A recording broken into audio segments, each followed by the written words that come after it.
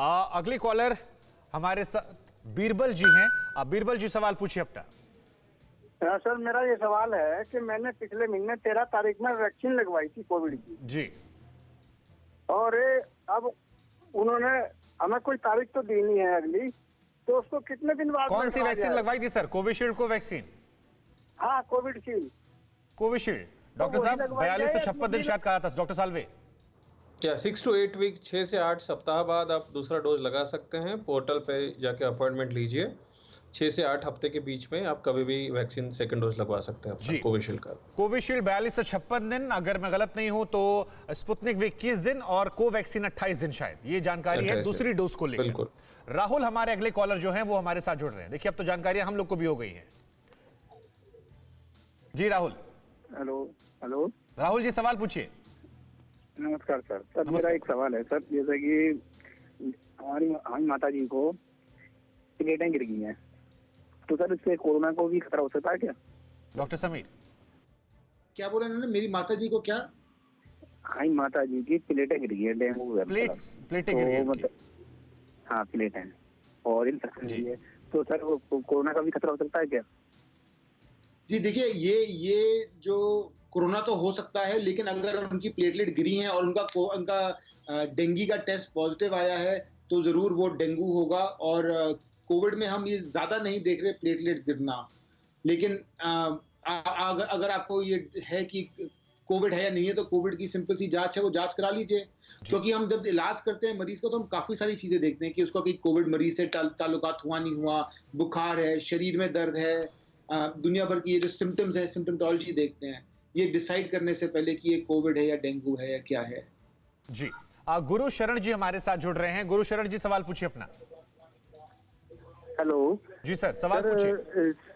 Sir मुझे 10-15 दिन पहले मुझे सिम्टम हुए थे, वो उसमें बुखार 1-2 घंटे के लिए होता, उसके बाद मुझे थोड़ी सी स्मेल आनी बंद चली गई थी, उसके बाद। हेलो जी सर आप बोलते रहिए, सुन रहे हैं सर हम लोग। हाँ सर, मैं उसके बाद मेरे 10-15 दिन में मुझे वो भी डायरिया भी हुआ था, लेकिन मैं बिल्कुल ठीक हूँ। मैं वैक्सीन लगवा सकता हूँ और मेरी वाइफ में 3 फाइब्रिड्स हैं, वो भी लगवा सकती हैं। डॉक्टर हर्षल साल्वे। हाँ, आप बिल्कुल वैक्सीन लगवा सकते हैं। नॉन स्पेसिफिक सिम्टम्स आपने बताए हैं। अगर कोविड होगा भी तो वो आई थिंक 10-15 दिन में आपका इन्फेक्टिविटी निकल गई होगी, मुझे ऐसा लगता है। तो आप ज़रूर वैक्सीन लगवा सकते हैं। आपकी वाइफ भी वैक्सीन लगवा सकती है। जी। डॉक्टर हर्षल साल्वे के आप दोनों लोग हमारे साथ जुड़े हुए हैं, कॉलर्स भी लगातार हमारे साथ जुड़ रहे हैं। तीसरी लहर में क्या कुछ अलग से सावधानियां रखनी है या वही जो हमने शुरुआत में डॉक्टर समीर से बात की थी कि नहीं वही बेसिक प्रिकॉशन जो है 2 गज दूरी, डबल मास्क, आप एक नई चीज हमने कर ली है, सैनिटाइजर, इन्हीं का इस्तेमाल करें? क्योंकि इस बार बच्चों और जानवरों के केसेस भी आ रहे हैं, इसलिए सवाल पूछ रहा हूं मैं। आज भी इटावा से खबर आई 2 शेर कोरोना पॉजिटिव निकले। नहीं, ऐसे देखिए, जब मिलियंस ऑफ केसेस होते हैं, 1-2 अटिपिकल केसेस होते हैं।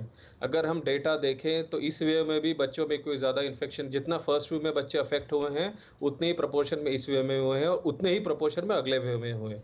तो मुझे नहीं लगता कि तीसरे वेव में कोई बच्चे ज़्यादा इफेक्ट होने वाले। उसका कोई रीज़न मुझे पता नहीं चलता है अभी तक। इसका कोई एविडेंस हमारे पास नहीं है कि अगले वेव में बच्चे ज़्यादा अफेक्ट होंगे। ये सिर्फ पैनिक क्रिएट करता है। तो मेरे आपके माध्यम से यही, सबसे मीडिया से भी यही सॉर्ट ऑफ रिक्वेस्ट है कि पैनिक इसको क्रिएट ना करें, क्योंकि जब बच्चों का विषय आता है तो पैनिक ज़्यादा क्रिएट होता है, अननेसेसरीली पैनिक क्रिएट होता है। तो ऐसा कोई हमारे पास अभी एविडेंस नहीं है कि इस वे में बच्चे ज़्यादा इफेक्ट हुए या अगले में बच्चे ज़्यादा इफेक्ट होंगे। ये जो रेस्पिरेटरी वायरस है, जैसे ये बिहेव करता है हिस्टोरिकली और हम बाकी देशों में भी देख रहे हैं, ये वेव्स आती रहेंगी और वेव्स जाती रहेंगी। हमें ये देखना है कि हमें अभी कोविड के साथ अगले 2 साल रहना है, इसलिए हमें हमारे बिहेवियर में बदलाव करना है। ठीक है, जिसमें मास्क पहनना, डबल मास्क पहनना, जब हम भीड़ के जगह जाते हैं तो डबल मास्क पहने, जब आप घर पे रहते हैं अगर आपके घर में कोई सिम्टोमेटिक पेशेंट है तो घर में मास्क पहन के रहिए, सैनिटाइजर का इस्तेमाल कीजिए। और घर में वेंटिलेशन बहुत इंपॉर्टेंट है, क्योंकि जो ट्रांसमिशन इस वे में हुआ है ये इंडोर ट्रांसमिशन हुआ है, बंद कमरे में ट्रांसमिशन हुआ है। इसको रोकने के लिए घर के बंद कमरे में मास्क पहनना और वेंटिलेशन रखना ये बहुत जरूरी है। क्योंकि हम देख रहे हैं ये एयरबॉर्न ट्रांसमिशन मेजॉरिटी अभी रिपोर्ट हुआ है, काफी रिसर्च आया हुआ है। तो इसको रोकने के लिए वेंटिलेशन एक बहुत ही इंपॉर्टेंट फैक्टर है, जिसको ये एयरबॉर्न ट्रांसमिशन इससे रोका जा सकता है। और मास्क यूज, वैक्सीनेशन हम कर ही रहे हैं, वल्नरेबल पॉपुलेशन को पहले वैक्सीनेट करना हमारी प्रायोरिटी है। बिल्कुल बिल्कुल, हमारी उनको policy प्रायोरिटी भी है और उनको बताती है। लगातार हम भी अपील कर रहे हैं फिक्र आपकी, सोमवार से शुक्रवार रात 9 बजे सिर्फ TV9 भारतवर्ष पर।